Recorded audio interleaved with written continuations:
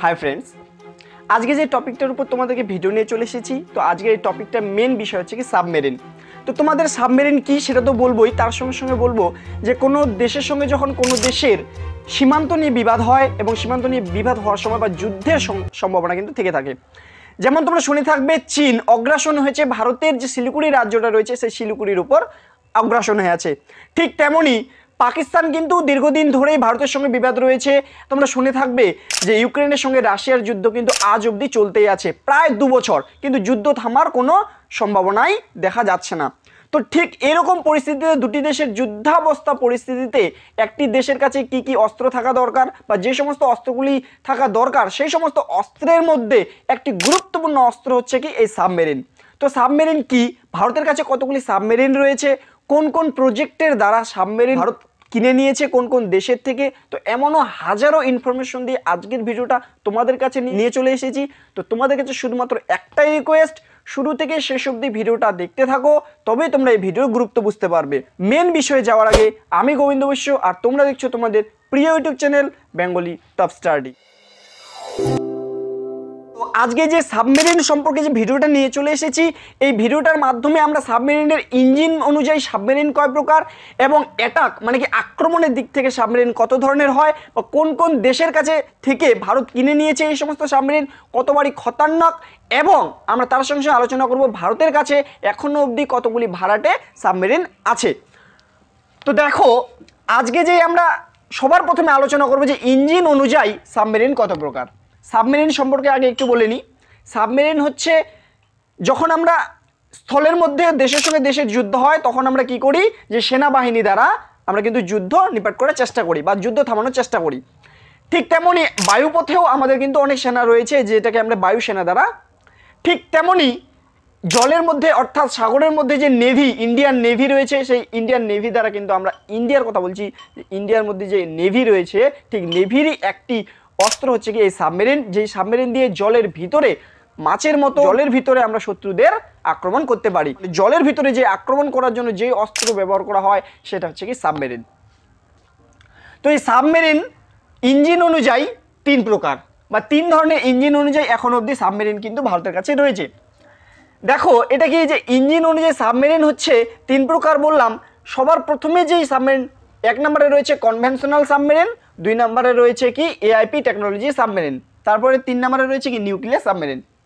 তো conventional submarine কি, এটি হচ্ছে কি এর ইঞ্জিন যদি দেখি আমরা ডিজেল এবং ইলেকট্রিক, ডিজেল এবং ইলেকট্রিক, এটা হচ্ছে এই যে কনভেনশনাল সাবমেরিন রয়েছে এই সাবমেরিন 2 দিন অন্তর অন্তর বাইরে বেরিয়ে আসে, যার কারণে শত্রুর রেডারে ধরা পড়ে যায় এবং ধরা পড়ে সাবমেরিনকে শত্রু অনায়াসেই মানে খুব সহজেই ধ্বংস করে দিতে পারে। তো এই ডিজেল এবং ইলেকট্রিক সাবমেরিন হচ্ছে, ডিজেল সাবমেরিন থেকেই ডিজেল দ্বারা জেনারেটর চালানো হয় এবং এই জেনারেটর দ্বারা কি শক্তি উৎপাদন করা বা বিদ্যুৎ উৎপাদন করা হয়, যেই বিদ্যুৎ দিয়ে কী তৈরি করা হয়, মানে এই যে ব্যাটারি রয়েছে সেই ব্যাটারি কিন্তু চার্জ করা হয়।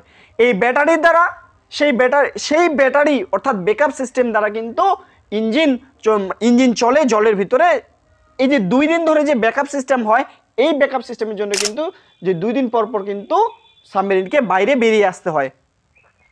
কেন আসতে হয় তোমাদেরকে বললাম, যে সাবমেরিন যেহেতু ডিজেল ইলেকট্রিক দ্বারা জলের ভিতর পাওয়ার উৎপাদন করতে পারে না এবং জলের ভিতর পাওয়ার উৎপাদন না করার জন্য ইঞ্জিন মানে ডিজেল ইঞ্জিন চালিয়ে উপরে মানে সাবমেরিনকে উপরে এসে যে ডিজেল ইঞ্জিন চালু করে ব্যাটারি চার্জ করতে হয় এবং ব্যাটারি চার্জ করার পর ব্যাকআপ সিস্টেম নিয়ে জলের মধ্যে 2 দিন থাকতে পারে। তারপরে কি রয়েছে, মানে কনভেনশনাল সাবমেরিনের এটাই খারাপ দিক যে একে 2 দিন অন্তর অন্তর বাইরে বেরিয়ে আসতে হয় তার নিজে ব্যাটারি চার্জ করার জন্য।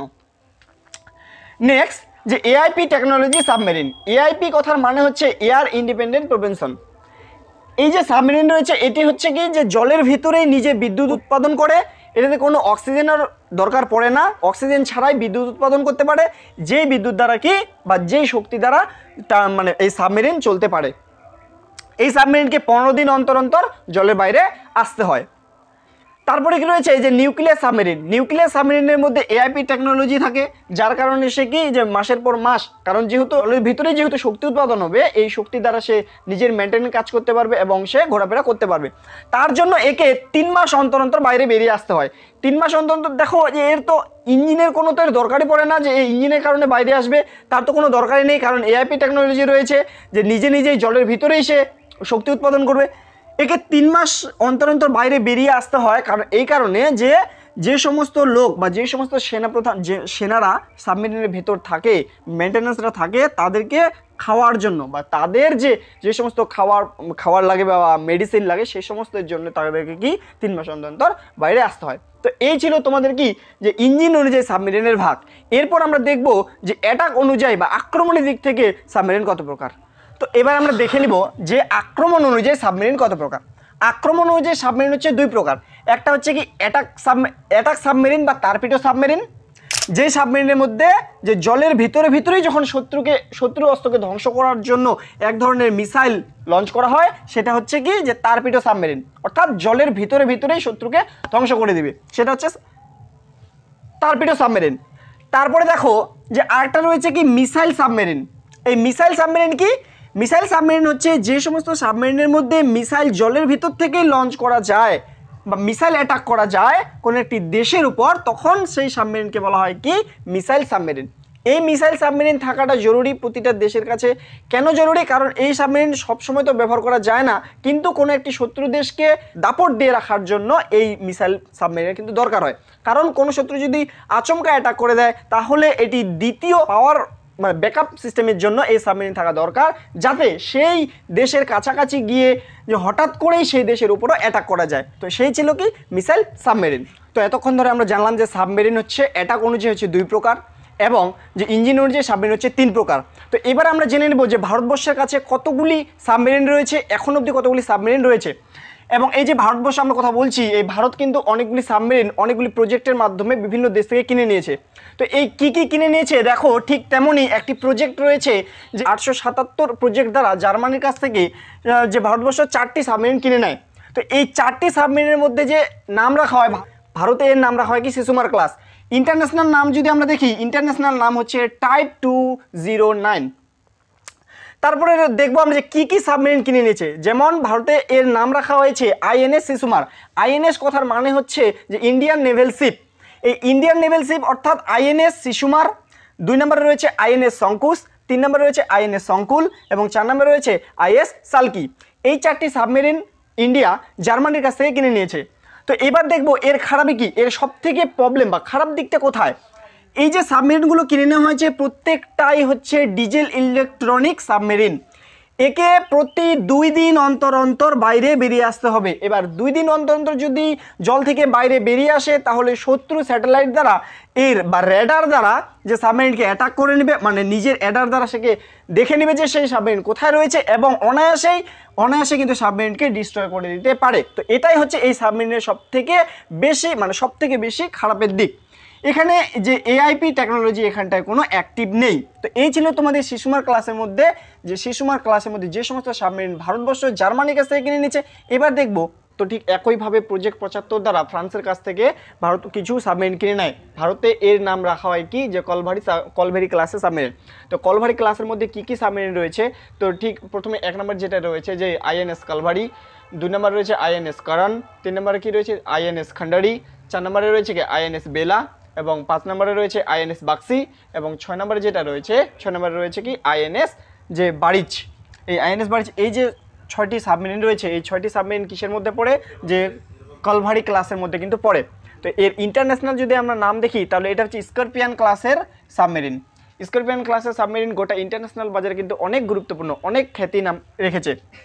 তো এর যদি আমরা খারাপ দিক দেখি, ঠিক একই প্রকার এরও খারাপ দিক হচ্ছে এটাও ডিজেল ইলেকট্রিক সাবমেরিন এবং এরও মধ্যে কিন্তু এই সাবমেরিনদের মধ্যেও কিন্তু মানে অর্থাৎ কালভারি ক্লাসের সাবমেরিন যে সমস্ত রয়েছে তার মধ্যেও কিন্তু এআইপি টেকনোলজি নেই। তো এই সমস্ত প্রবলেমের মধ্যে যখন ভারত দেখতেছে যে ভারতের কাছে একটা এআইপি টেকনোলজি সাবমেরিন নাই, যার কারণে প্রতিটা সাবমেরিনকে 2 দিন অন্তর অন্তর কিন্তু সমুদ্রের বাইরে আসতে হচ্ছে, যার কারণে শত্রু সহজেই রেডার দ্বারা তাদেরকে মেপে নিয়ে কিন্তু সহজেই তাদেরকে কি ধ্বংস করে দিতে পারে। তো এটা হচ্ছে ভারতের সব থেকে নেগেটিভ পয়েন্ট। এই নেগেটিভ পয়েন্টকে মাথায় রেখেই ভারত সরকার মানে কিছু যে ভবিষ্যতে কয়েকটি যে এই যে প্রজেক্ট 75I এটা হবে মেড ইন ইন্ডিয়া বলা হবে, যে মানে 6টা সাবমেরিন ভবিষ্যতে তৈরি করা হবে, যার জন্য জার্মানি এবং ইন্ডিয়া মিলে এই 6টা সাবমেরিন ভবিষ্যতে তৈরি করবে। এটা ডিজেল ইলেকট্রিক ইঞ্জিন তো থাকবেই, তার সঙ্গে সঙ্গে এই সাবমেরিনের মধ্যে কিন্তু এআইপি টেকনোলজি অ্যাক্টিভ করা হবে, যার কারণে এই সাবমেরিন 15 দিন অন্তর অন্তর কিন্তু আসবে, শুধুমাত্র মেডিসিন নেওয়ার জন্যই বা যে সমস্ত সেনারা সাবমেরিনের ভিতর থাকবে তাদের খাদ্য বা খাওয়ার জোগানোর জন্যই কিন্তু বাইরে বেরিয়ে আসবে। নচেত এআইপি টেকনোলজি যদি কোনো সাবমেরিনে অ্যাক্টিভ করা হয়, বছরের পর বছর যদি সেই সাবমেরিন জলের ভেতরে থাকে, তবুও কিন্তু তাকে বাইরে আসতে হয় না। তো শুধুমাত্র প্রজাদের খাদ্যের জন্যই কিন্তু সে বাইরে বেরিয়ে আসে। তো এআইপি টেকনোলজি যদি অ্যাক্টিভ করা হয় তাহলে কিন্তু ভারতের কাছে একটা গোল্ডেন চান্স হয়ে যাবে শত্রুকে হার মানার জন্য। শত্রু যেহেতু এখনও আমাদের ভারতকে দেখে চোখরাঙি করতে পারে না, ঠিক তেমনই আরেকটু দাপে যাবে, যেমন চীন এবং পাকিস্তান কিন্তু অনেকটাই মোকাবিলা করতে ভয় পেয়ে যাবে। এবার দেখবো যে ভারতকে বিশ্বগুরু বলা হয়, কিন্তু বিশ্বগুরু বলা হয় এই কারণে যে বিশ্বের দরবারে ভারত কিন্তু অনেক খ্যাতির পরিচয় দিয়েছে। ঠিক একটু ভালো দেখলে একটু অসুবিধা মনে হবে বা নিজেকে একটু কমজোর মনে হবে যে দেখো ভারতের মতো একটা দেশে এবং অন্য একটা দেশের কাছ থেকে সাবমেরিন ভাড়া করে নিয়ে এসেছে, ভাড়া করা সাবমেরিন আছে, কিন্তু এই অবস্থায় এখন অবধি যদি কোনো দেখা হয় যে নিউক্লিয়ার অ্যাটাক সাবমেরিন রয়েছে কিনা ভারতের কাছে, কিন্তু নেই। নিউক্লিয়ার অ্যাটাক সাবমেরিন কোনো নেই, ভাড়া করা ছিল সেটা চলে গেছে। দেখো এই যে ভাড়া করা অ্যাটাক সাবমেরিন যে বলছি সেটা হচ্ছে অকুলার ক্লাসের মধ্যে পড়ে। রাশিয়ার মধ্যে ফেমাস একটি হচ্ছে কি অকুলার ক্লাস নামে একটি সাবমেরিন রয়েছে, যেটা নিউক্লিয়ার অ্যাটাক সাবমেরিন বলা হয়। তো এই নিউক্লিয়ার অ্যাটাক সাবমেরিন ভারতের কাছে ভাড়া আসছিল দুইটা ভাড়া ছিল। কি একটা হচ্ছে যে ভাড়া করা ছিল 10 বছরের জন্য, যেটা ছিল আইএনএস চক্র 1। এই আইএনএস চক্র 1 কত ছিল যে 2011 থেকে 2021 সাল অবধি ভারতের কাছে ভাড়া ছিল, ভাড়া খাটতো। কিন্তু ভারতের কাছে এখনো নিউক্লিয়ার অ্যাটাক সাবমেরিন একটাও নেই। ভাবতে পারছো চীনের মতো বড় দেশ অগ্রাসন দেশ যদি ভারতকে এখন নিউক্লিয়ার সাবমেরিন দ্বারা অ্যাটাক করে, তাহলে ভারত কিন্তু মুখ্যম জবাব দিতে ব্যর্থ। ঠিক এবার দেখে নাও যে দ্বিতীয় আরেকটা ভাড়া করা হবে, যেটা 2025 সালে আসবে, 2035 সাল অবধি ভারতের কাছে থাকবে, কিন্তু ভাড়া অবস্থায় থাকবে নিউক্লিয়ার অ্যাটাক। সেটার নাম কি? সেটার নাম হচ্ছে যে কি চক্র 3, আইএনএস চক্র 3, যেটা আসবে 2025 সালে এবং 2035 সালে আবার চলে যাবে। তাহলে নিউক্লিয়ার অ্যাটাক সাবমেরিন 10 বছরের জন্য ছিল দুইটা, কিন্তু এখন এই অবস্থায় কিন্তু নিউক্লিয়ার অ্যাটাক সাবমেরিন ভারতের কাছে একটাও নেই।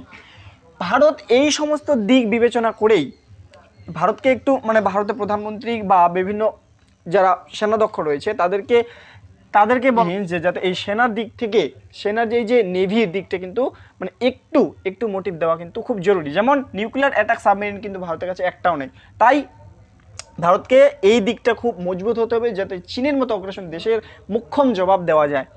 ঠিক আরেকটা দেখো যে আমাদের ভারত ভবিষ্যতের জন্য কয়েকটি মানে দুইটি প্রজেক্ট চালু করার কথা ভাবছে, যার মধ্যে যে নিউক্লিয়ার অ্যাটাক তো আমাদের কাছে নেই, সাবমেরিন তো নেই, কিন্তু যাতে আমাদের কাছে পার্মানেন্টলি থেকে যায়, যাতে আমাদের নিজস্ব হয়ে যায়, সেই নিজস্বের জন্য বা নিজে তৈরি করার জন্য মেড ইন ইন্ডিয়া মানে ভারত নিজেই তৈরি করতে চলেছে। যে রাশিয়ার দৌলতে সে তৈরি করতে চলেছে, যে সমস্ত জিনিস মনে করছে, যে সমস্ত ইকুইপমেন্ট ভারতের কাছে আনা বা ভারতকে তৈরি করা খুব টাফলি, তখন তো সেটাকে বাইরের দেশ থেকে আনতে হবে। দেখো আমার বাড়িতে যদি কোনো একটা জিনিস না থাকে তাহলে তো আমি প্রতিবেশীর কাছ থেকে আনবই। ঠিক মানে যত কিছু যাতে ঢোকানো যায়, সব কিছুই যাতে মেড ইন ইন্ডিয়াই হয়, তো সেটাই ভারতকে দেখছে। তো প্রজেক্ট 75 এবং প্রজেক্ট 76 দ্বারা নিউক্লিয়ার অ্যাটাক সাবমেরিন ভারত কিন্তু তৈরি করতে চলেছে। আমাদের দেশে কি সব থেকে একটা খারাপ হচ্ছে কি যে আমাদের দেশে যে এই যে সাবমেরিন বলো, এই সাবমেরিনের ব্যাপারটা কিন্তু অনেক ধীরে মানে খুব ধীরে চলে। একটা সাবমেরিন তৈরি করতে মোটামুটি 10 থেকে 15 বছর লেগে যাবে, তবুও কিন্তু সাবমেরিন কিন্তু পারফেক্টলিভাবে ইন্ডিয়া দিতে পারবে না। তো ঠিক এই দিকটা একটু মজবুত হওয়া দরকার, কারণ চারিদিক থেকে যেহেতু আমরা মজবুতে আছি, তো এই দিকটা আমাদেরকে কিন্তু নজর দেওয়া দরকার। তো বললাম যে নিউক্লিয়ার অ্যাটাক সাবমেরিন ভারত কিন্তু মেড ইন ইন্ডিয়া তৈরি করতে চলেছে। তো দেখো এই যে মেড ইন ইন্ডিয়া তৈরি করতে চলেছে, কিন্তু আমরা যদি আমাদের কাছে তোমরা হয়তো ভাবছো যে আমাদের কাছে এত সব অস্ত্র রয়েছে, আমাদের বায়ুসেনা অনেক তাগড়া বা অনেক অ্যাক্টিভ, আমাদের স্থলসেনা পৃথিবীর মধ্যে মোটামুটি 2 থেকে 3-এ পড়ে, রিজার্ভ আমাদের অনেক রয়েছে। তো তোমরা হয়তো ভাবছো যে আমাদের কাছে অনেক পাওয়ার রয়েছে। না, এরকম পাওয়ারে কিন্তু চলবে না। কিন্তু আমাদের দেশকে এগিয়ে নেওয়ার জন্য বিশ্বগ্রুপ মানে বিশ্বের দরবারে তোমাদেরকে যদি একটা কোশ্চেন বলা হয় যে তোমাদেরকে যদি তুলনা করা হয় যে তোমার মনে করো যে আমার সঙ্গে যদি তুলনা করা কোনো একটি গরিব মানে কোনো একটি লো কোয়ালিটি কোনো মানুষের সঙ্গে, যে তার থেকে আমি বেশি ভালো খাচ্ছি, ভালো পোশাক আশাক পরছি বা ভালো কিছু মানে সব কিছুতেই তার থেকে আমার অনেকটা ডেভেলপ, তাহলে কি চলবে? তাহলে তো আমি কাজকর্ম সব কিছু ছেড়ে দিয়ে কি বাড়িতে বসে থাকবো যে আমি তো তার থেকে বেশি খাচ্ছি? ঠিক একই প্রকার আমরা যাতে পাকিস্তানের সঙ্গে আমাদের কম্পেয়ার না করে আমরা যাতে আমাদের মুখ্য প্রতিদ্বন্দ্বী চীনের সঙ্গে আমরা যদি তুলনা করি, যে চীন তো তা আমাদের থেকে অনেক ডেভেলপ, মানে সে অনেক সেনার দিক থেকে অনেক উন্নত বা চারিদিক থেকে সে অনেক উন্নত। তো ঠিক চীনের সঙ্গে আমরা তুলনা করতে গেলে আমরা যদি দেখি যে চীনের কাছে কী কী রয়েছে এবং আমাদের কাছে কী কী রয়েছে, দেখো যে চীনের সাথে যদি আমাদের ভারতের তুলনা করা হয় তাহলে দেখাবে যে সাবমেরিনের ক্ষেত্রে এখানে দেখা হচ্ছে চায়না, এখানে হচ্ছে কি ইন্ডিয়া। তোমরা দেখতে পাচ্ছ। এবার সাবমেরিন যে কনভেনশন সাবমেরিন এবং যে এআইপি টেকনোলজি, এই সাবমেরিন কতগুলি রয়েছে? চায়নার কাছে রয়েছে কত? 64টা। তাহলে 64টা রয়েছে, যেটা হচ্ছে ইউএন ক্লাসের সাবমেরিন রয়েছে। এবং ভারতের কাছে কটা রয়েছে? ভারতের কাছে রয়েছে মোট 16টা সাবমেরিন। এবার দেখো যে চীনের কাছে রয়েছে 64টা আর ভারতের কাছে রয়েছে মাত্র 16টা, তাহলে কত ডবল। এবার যদি দেখি আমরা যে পরমাণু সাবমেরিন, যে পরমাণু সাবমেরিনের মধ্যে আমরা দেখতে পাই যে 2 প্রকার সাবমেরিন, একটা হচ্ছে কি নিউক্লিয়ার অ্যাটাক সাবমেরিন আর nuclear missile submarine. Nuclear attack submarine বলতে কি জলের মধ্যে টার্পিড সাবমেরিনকে বলা হয় কি নিউক্লিয়ার অ্যাটাক সাবমেরিন। চীনের কাছে রয়েছে 9টা, ভারতের কাছে একটাও নাই। কি যে নিউক্লিয়ার মিসাইল সাবমেরিন রয়েছে কয়টা? চীনের কাছে 6টা, ভারতের কাছে রয়েছে মাত্র 2টা। তো দেখতে পাচ্ছ চীনের সঙ্গে ভারতের কম্পেয়ার করতে গেলে কতটা খামতি এখনও ভারতের বুকে। তবু ভারত এই মিসাইলের দিক থেকে যদি একটু পিছিয়ে, কিন্তু অন্যান্য দিকে ভারত কিন্তু অনেকটাই এগিয়ে। তো ভারতকে কিন্তু অনেকটা নজর দেওয়া দরকার। এই ভারতের যে রয়েছে আইএনএস, ভারতের যে নেভি রয়েছে, এই নেভির দিকে কিন্তু নজর দেওয়া অনেকটা দরকার। তো আশা করি তোমরা বুঝতে পেরেছো আজকের ভিডিওটা। তো যদি ভালো লাগে তাহলে অবশ্যই চ্যানেলটিকে সাবস্ক্রাইব করে আমাদের পাশে থাকবে আর বন্ধুদের মাঝে শেয়ার করে দেবে যাতে তারাও এই সমস্ত ভিডিও দেখতে পারে। তো দেখা হচ্ছে নেক্সট কোনো ভিডিওতে। তব জয়।